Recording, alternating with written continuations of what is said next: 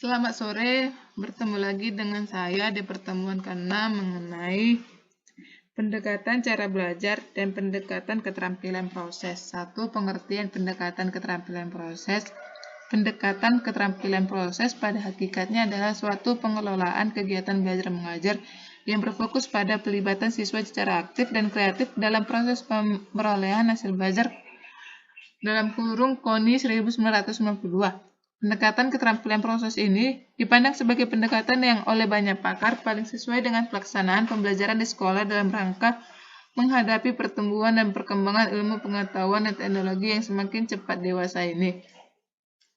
Pendekatan keterampilan proses dapat diartikan sebagai wawasan atau panutan pengembangan keterampilan-keterampilan intelektual, sosial, dan fisik yang bersumber dari kemampuan-kemampuan mendasar yang prinsipnya telah ada dalam diri siswa.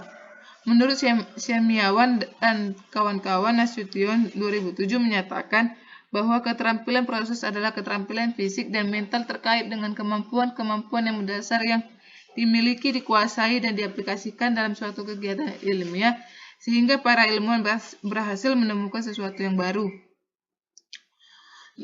Dimyati dan Mujiono mengungkapkan bahwa pendekatan keterampilan proses bukanlah tindakan instruksional yang berada di luar jangkauan kemampuan peserta didik. Pendekatan ini justru bermaksud mengembangkan kemampuan-kemampuan yang dimiliki peserta didik.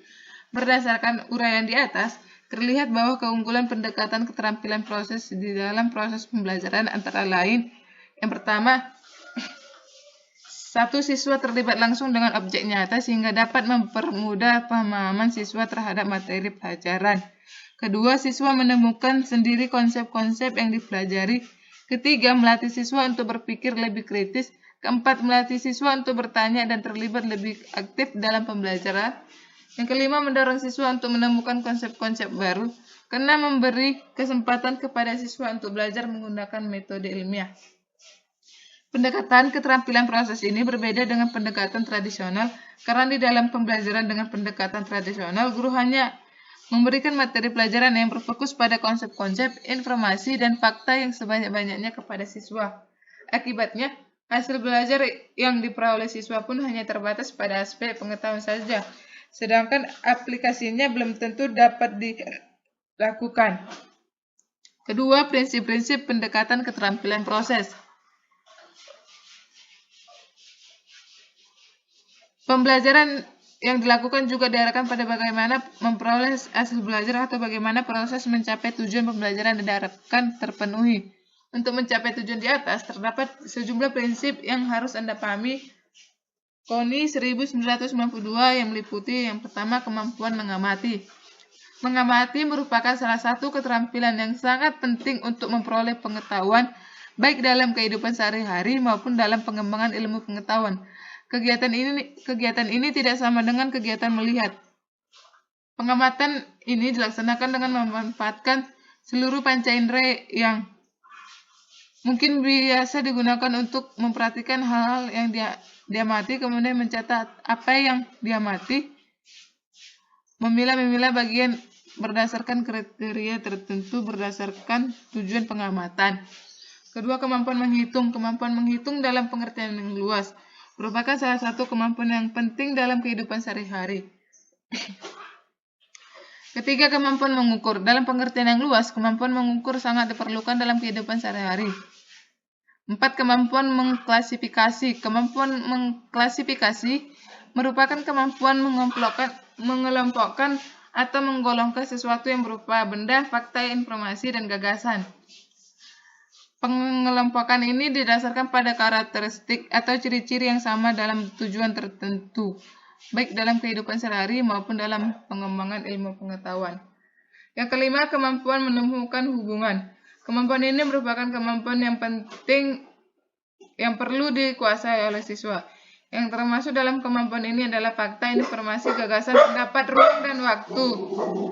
6. Kemampuan prediksi atau ramalan. Ramalan yang dimaksud di sini bukanlah sembarang perkiraan, melainkan perkiraan yang mempunyai dasar atau penalaran.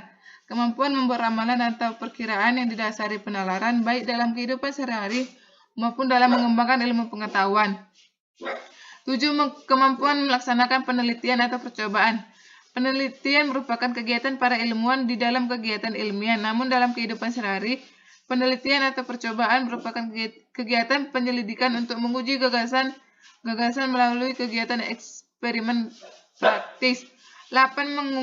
Kemampuan mengumpulkan dan menganalisis data. Kemampuan ini merupakan bagian dari kemampuan melaksanakan penelitian. Dalam kemampuan ini, siswa perlu menguasai bagaimana cara-cara mengumpulkan data dalam penelitian baik kuantitatif dan kualitatif. 9. Kemampuan menginterpretasikan data. Dalam kemampuan ini, siswa perlu menginterpretasikan hasil yang diperoleh dan disajikan dalam bentuk tabel, diagram grafik, atau histogram. 10. Kemampuan mengomunikasikan hasil. Kemampuan ini merupakan salah satu kemampuan yang juga harus dikuasai siswa. Dalam kemampuan ini, siswa perlu dilatih untuk mengomunikasikan hasil penemuannya kepada orang lain dalam bentuk laporan, paper, atau karangan. Berdasarkan uraian di atas, terlihat bahwa pada prinsip pendekatan keterampilan proses yang sangat diwarnai dengan prinsip cara belajar siswa aktif atau CBSA dan pembelajaran kontekstual dalam memberikan kesempatan kepada siswa untuk menemukan dan mengkonstruksi sendiri pemahaman mereka tentang ide dan konsep matematika. Ketiga, implementasi pendekatan keterampilan proses. 1. Pengorganisasian kelas merupakan serangkaian kegiatan yang dilaksanakan guru dalam mengatur kelas. Istilah kelas ini mengacu pada sekelompok siswa dalam jenjang pendidikan tertentu, bukan sekedar mengacu pada ruang belajar belaka. Secara visi yang dimaksud dengan pengelolaan kelas antara lain berupa pengaturan ruang kelas yang meliputi tempat duduk siswa, letak papan tulis, rak-rak buku, lemari, dan media pembelajaran. Dengan pengaturan yang baik, segala aktivitas yang dilakukan baik oleh guru maupun siswa dapat bermanfaat bagi kebaikan siswa. Susunan dapat tercipta antara lain sebagai berikut. 1. Komunikasi yang tercipta hendaknya multiarah sehingga siswa dapat berkomunikasi dengan guru, sesama siswa, maupun seluruh kelas. 2. Jam pelajaran harus dikelola secara efektif dan efisien. 3. Pengelompokan siswa hendaknya memperhatikan hal berikut. Yang pertama, masalah yang akan dibahas siswa, kemampuan siswa, jenis kelamin siswa. Selanjutnya, kemudian hubungan antar siswa.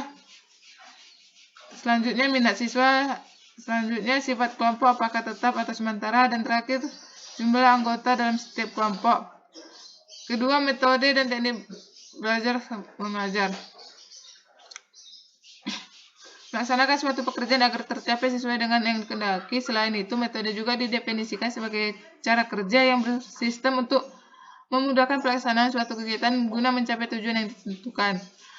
Metode bersifat prosedural, artinya penerapan pembelajaran matematika harus dikerjakan menurut langkah-langkah yang teratur bertahap, yakni mulai perencanaan pembelajaran, penyajian, sampai dengan penilaian dan hasil pembelajaran. Secara garis besar, Sutjana 1989 mengenalkan beberapa teknik penyajian pembelajaran yang sering digunakan adalah 1. Metode ceramah, 2. Metode diskusi, 3. Metode tugas dan resitas, 4. Penilaian. Demikianlah hasil presentasi saya. Jika ada pengucapan yang salah atau suara yang kurang berkenan, saya minta maaf. Terima kasih.